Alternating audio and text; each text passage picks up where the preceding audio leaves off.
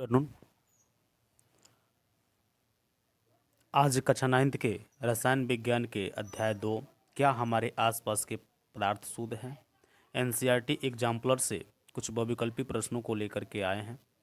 जो अच्छे अच्छे प्रश्न हैं, एकेडमिक के साथ साथ कंपोजिशन के दृष्टिकोण से महत्वपूर्ण प्रश्न है, जिसको आप ध्यान से देखेंगे। पहला प्रश्न क्या दिया है? शुद्ध पदार्थों के लिए निम्नलिखित में से कौन से कथन सत्य हैं? शुद्ध पदार्थों के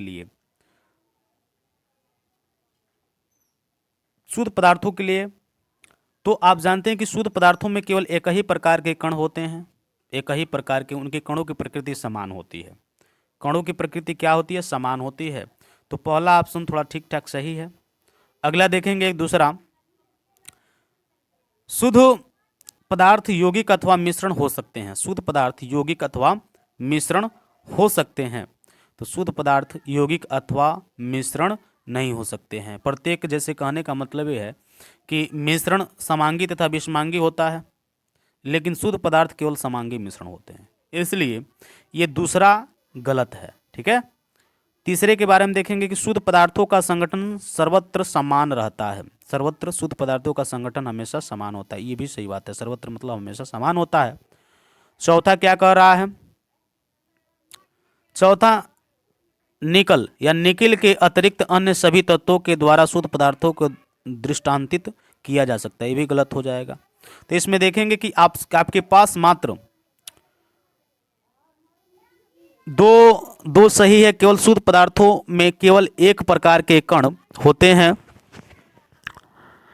ऑप्शन पहला सही हो जाएगा और फिर तीसरा सही हो जाएगा। तो इस प्रश्न के अकॉर्डिंग पहला ऑप्शन ए गलत होगा, सी गलत होगा, डी गलत होगा। कौन सा सही हो जाएगा? ऑप्शन बी सही हो जाएगा। पहले का बी सही हो जाएगा। आगे देखेंगे एक दूसरा प्रश्न कह रहा है कि लोहे से बनी वस्तु में जंग लगने को कहते हैं। लोहे से बनी वस्तु में जंग लगने को क्या कहते हैं? संक्षरण तथा यह एक भौतिक एवं रासायनिक दोनों परिवर्तन है। ये लोहे में जंग लगना एक प्रकार का रासायनिक परिवर्तन होता है, और आप जानते हैं कि जो लोहे में जंग लगता है तो उसे हम संक्षारण कहते हैं। तो इसमें भौतिक तथा रासायनिक दोनों परिवर्तन कह रहा है, इसलिए गलत होगा। ठीक है। ऑप्शन बी क्या कह रहा है? विलयन तथा यह एक भौतिक परिवर्तन है। विलयन तथा यह एक भौतिक परिवर्तन है। तो ये लोहे में जंग लगना भौतिक परिवर्तन नहीं है, संक्षारण तथा यह रासायनिक परिवर्तन है। तो दूसरे का सी ऑप्शन सही लग रहा है। डी के बारे में देख लेते हैं। विलयन तथा यह एक रासायनिक परिवर्तन, विलयन तो कभी होगा ही नहीं। जब लोहे में जंग लगता है उस घटना को हम संक्षारण कहते हैं। तो इस प्रश्न दूसरे के अकॉर्डिंग ऑप्शन सी सही हो जाएगा। कौन सा ऑप्शन? ऑप्शन सी सही हो जाएगा। संक्षारण तथा यह एक रासायनिक परिवर्तन है। आगे देखेंगे कि तीसरा प्रश्न क्या कह रहा है? सल्फर तथा कार्बन डाइऑक्साइड का एक मिश्रण है। सल्फर तथा कार्बन डाइऑक्साइड का एक मिश्रण कैसा मिश्रण होता है? क्या समांगी, विषमांगी तथा टिंडल प्रभाव को दर्शाता है? समांगी तथा टिंडल प्रभाव को दर्शाता है, ये तो गलत है। ये टिंडल प्रभाव को प्रदर्शित नहीं करेगा। पहला और दूसरा, ए और बी गलत होगा। सी के बारे में देखते हैं। विषमांगी तथा टिंडल प्रभाव नहीं दर्शाता है विषमांगी। सल्फर तथा कार्बन डाइऑक्साइड समांगी तथा टिंडल प्रभाव नहीं दर्शाता। ये समांगी होते हैं, विषमांगी तो होते नहीं हैं, क्योंकि ये गैसीय अवस्था में सल्फर गैसीय है, गैसीय अवस्था में, और कार्बन डाइसल्फाइड ये भी गैसीय अवस्था में। तो कभी भी गैसों का मिश्रण एक तरह से समांगी मिश्रण होता है। ठीक है। तो ऑप्शन तीसरे का ऑप्शन डी सही हो जाएगा। ठीक है। ऑप्शन डी ये सही हो जाएगा। आगे देखेंगे चौथा प्रश्न, आयोडीन का टिंचर प्रतिरोधी गुण रखता है। यह विलयन निम्नलिखित में से किसको घुलने पर बनता है? टिंचर आयोडीन का बनता है। आयोडीन तथा अल्कोहल को ऑप्शन आपस में मिलाने के उपरांत आयोडीन और अल्कोहल को मिलाने पर टिंचर गुण को आयोडीन का टिंचर कहलाता है। तो चौथे का डी ऑप्शन सही हो जाएगा। ठीक है। चौथे का ऑप्शन ये पोटेशियम आयोडीन, ये गलत हो जाएगा, ये भी गलत होगा। कौन सा सही हो जाएगा? अल्कोहल, और अल्कोहल में आयोडीन को मिलाया जाता है तो टिंचर आयोडीन बनता है। तो ऑप्शन डी सही हो जाएगा। ठीक है। टिंचर आयोडीन का काम क्या होता है? घावों को धोने में टिंचर आयोडीन का इस्तेमाल करते हैं, सफाई करने के लिए किसी भी चीज़ को। जैसे आप सैनिटाइजिंग का व्यवस्था करते हैं तो एल्कोहल उसमें और आयोडीन मिला करके सैनिटाइजर उस बनाया जाता है। एल्कोहल की मात्रा अधिक होती है, ठीक है। निम्नलिखित में से कौन समांगी प्रकृति के हैं? निम्नलिखित में से कौन समांगी प्रकृति के है? तो समांगी प्रकृति के क्या बर्फ है, लकड़ी है, मृदा है, वायु है? इसमें देखेंगे कि बर्फ एक प्रकार का समांगी प्रकृति का होता ही है, ठीक है, उसके कणों की प्रकृति समान होती है।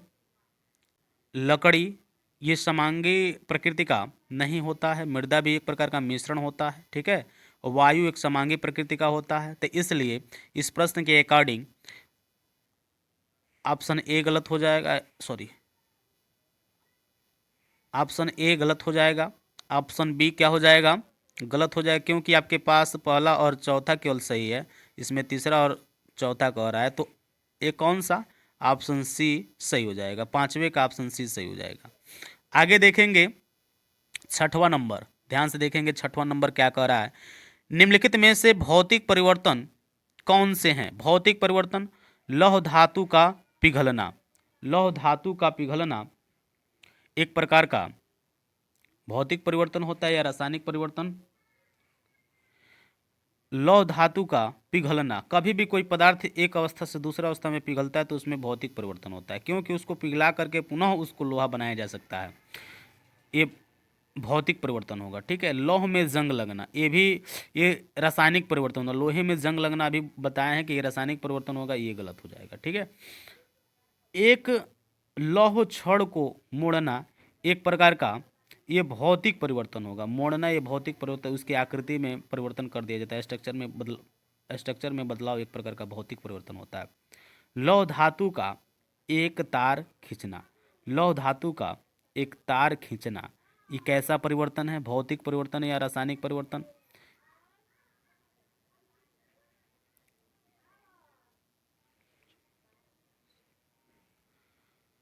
लौह धातु का खींचना एक प्रकार का भौतिक परिवर्तन है। इसमें यहाँ पे देखिए मिसप्रिंटेड है, यहाँ पे चौथा होना चाहिए, पांचवा ऑप्शन है, ये नहीं है। जहाँ जहाँ पाँच है वहाँ चार कर लीजिएगा, ठीक है।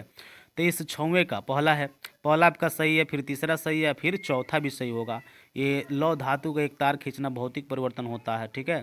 तो इसलिए ऑप्शन सी सही हो जाएगा। वो पाँच के स्थान पे पाँच ऑप्शन है, ये नहीं है, चार ही है, लेकिन पाँच कर दिया, इसको चार बना लेंगे आप, ठीक है। छौवें का सी सही हो जाएगा। सातवां नंबर देखेंगे, निम्नलिखित में से रासायनिक परिवर्तन कौन से है? लकड़ी का क्षरण, रासायनिक परिवर्तन, लकड़ी का क्षरण का मतलब जलना, ठीक है, एक प्रकार का रासायनिक परिवर्तन हो जाएगा, ठीक है। उसके बाद लकड़ी का दहन, क्षरण हो दहन हो, ये जब समाप्त होता है, लकड़ी सड़ता है तो कभी दोबारा प्राप्त नहीं होता है, ठीक है। दहन भी एक प्रकार का रासायनिक परिवर्तन होगा, ठीक है। लकड़ी का चीरना एक प्रकार का भौतिक परिवर्तन और रासायनिक परिवर्तन पूछ रहा है तो ये गलत हो जाएगा। उसके बाद लकड़ी के एक टुकड़े को कील ठोकना, ये भौतिक परिवर्तन होगा, ठीक है, लेकिन रासायनिक परिवर्तन पूछा जा रहा है तो पहला और दूसरा सही है। तो इस प्रश्न के अकॉर्डिंग ऑप्शन ए सही हो जाएगा, ऑप्शन ए सही हो जाएगा। आगे देखेंगे कि 8वां नंबर क्या कह रहा है। निम्नलिखित अभिक्रिया अनुसार दो पदार्थ ए तथा बी अभिक्रिया कर तृतीय पदार्थ ए टू बी बनाते हैं, ठीक है। तो इसमें पहला क्या कह रहा है? उत्पाद ए टू बी, उत्पाद ए टू बी, ये तो सही लग रहा है। ए टू बी उत्पाद पदार्थ ए और बी का गुण प्रदर्शित करता है, पदार्थ ए और बी के गुण उत्पाद प्रदर्शित करता है, तो ऑप्शन ए पहला सही हो जाएगा। दूसरा क्या कह रहा है? उत्पाद का सदैव एक निश्चित संगठन होता है, उत्पाद का सदैव एक निश्चित संगठन होता है, ये तो कोई निश्चित संगठन नहीं होता है, ये बी गलत हो जाएगा, नहीं सॉरी दूसरा गलत हो जाएगा। तीसरा के बारे में, इस प्रकार का बना उत्पाद यौगिक के रूप में वर्गीकृत नहीं किया जा सकता है, यौगिक के रूप में अलग वर्गीकृत नहीं किया जा सकता है, तो ये तीसरा सही हो जाएगा। इस प्रकार का बना उत्पाद एक तत्व होता है, सही बात है। तो आपके पास तीन ऑप्शन तीन सही है, पहला सही है, फिर चौथा सही है, तीसरा चौथा, पहला तीसरा चौथा, तो पहला तीसरा चौथा ऑप्शन सी सही हो जाएगा, ठीक है। 8वें का ऑप्शन सी सही हो जाएगा। आगे देखेंगे कि 9वां नंबर, 9वां, दो रासायनिक स्पीसीज एक्स तथा वाई आपस में संयुक्त होकर उत्पाद पी बनाते हैं, ठीक है। इसमें दो एक्स तथा वाई दोनों उपस्थित होते हैं। एक्स तथा वाई को सरल रासायनिक अभिक्रिया द्वारा सरल पदार्थों में नहीं तोड़ा जा सकता है। निम्नलिखित में से कौन सा एक्स कामा वाई तथा पी स्पीसीज के संदर्भ में सत्य है?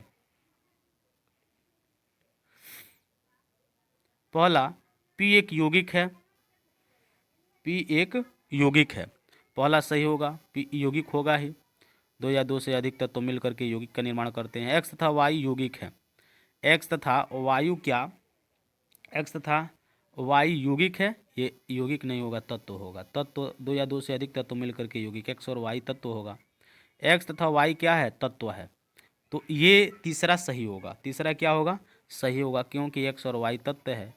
चौथे के बारे में, पी का एक निश्चित संगठन होता है। पी का एक निश्चित संगठन है, सही बात है, पी का एक निश्चित संगठन प्राप्त होगा। ठीक है, यौगिक है तो आप जानते हैं कि यौगिक का निश्चित संगठन प्राप्त होता है। तो इस ऑप्शन ए गलत हो जाएगा, ऑप्शन बी गलत हो जाएगा, ऑप्शन सी गलत हो जाएगा।